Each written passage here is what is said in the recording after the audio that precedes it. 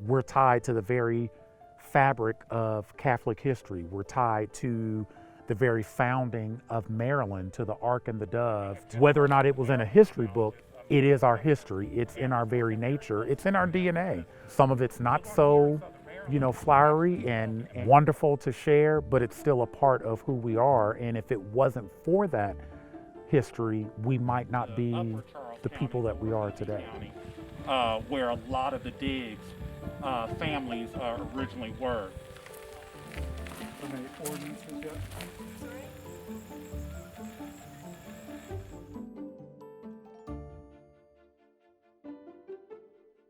So the Jesuits were one of the major investors in the colony.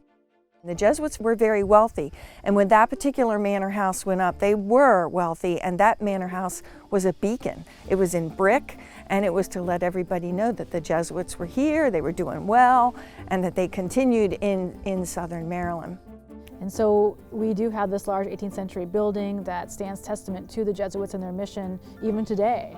But the big question is, where were the people that were enslaved that were working here alongside the Jesuits, and what can their lives tell us about what really happened here over 200 years ago?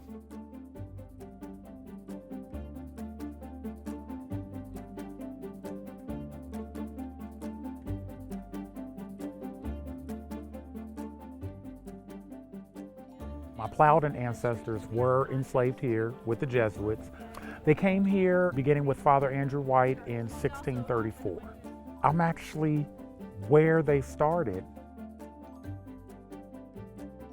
Important thing about working on a site that was lived on by people of African descent is that it's imperative that we bring in descendant communities because we need to know what they want to learn. It's important for their own journey.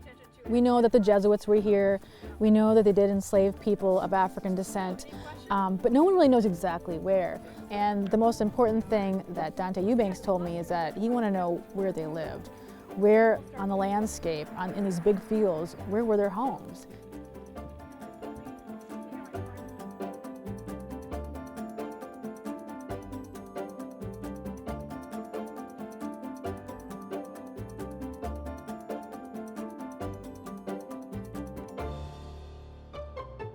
So the interesting thing about the field behind me is that from some archaeology done in the 1980s, they thought that there could be a row of quarters where enslaved Africans and African Americans may have lived during the 18th and 19th century.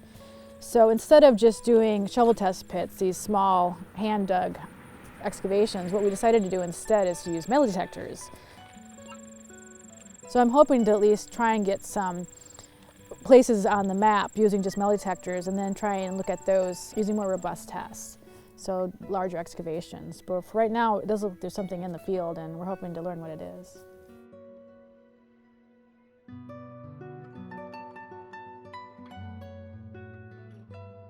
We're looking at two specific excavation locations, and the first one is where we believe people were living when they were enslaved around mid-1700s or so.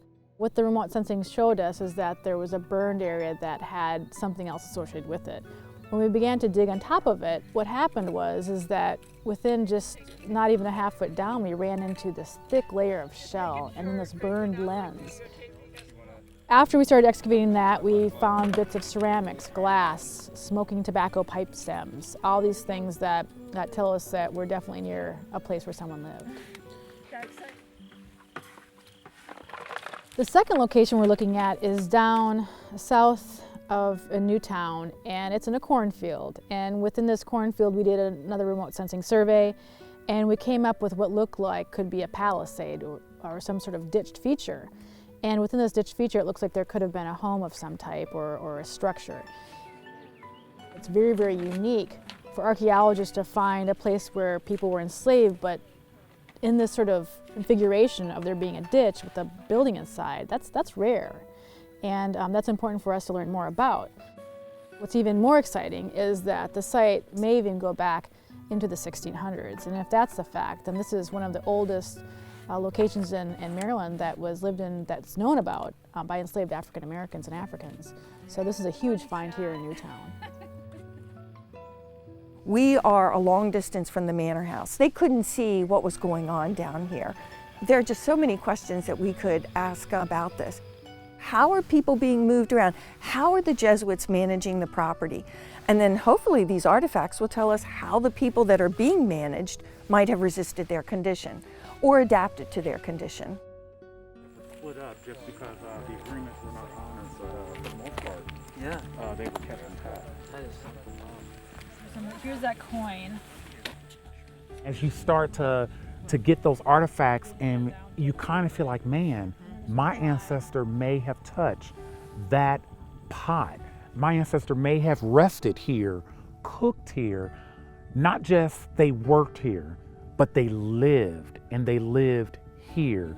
Their lives were here, just as much as important as the Jesuits who taught here and who did their ministry work here. My ancestors had a story, and now I get to tell a part of that story. So this project is important, and it's important to the community because they're now realizing there's a deeper connection to this place. And although some parts of it is not a positive history, it's still history that needs to be told. It gives us a greater sense of belonging.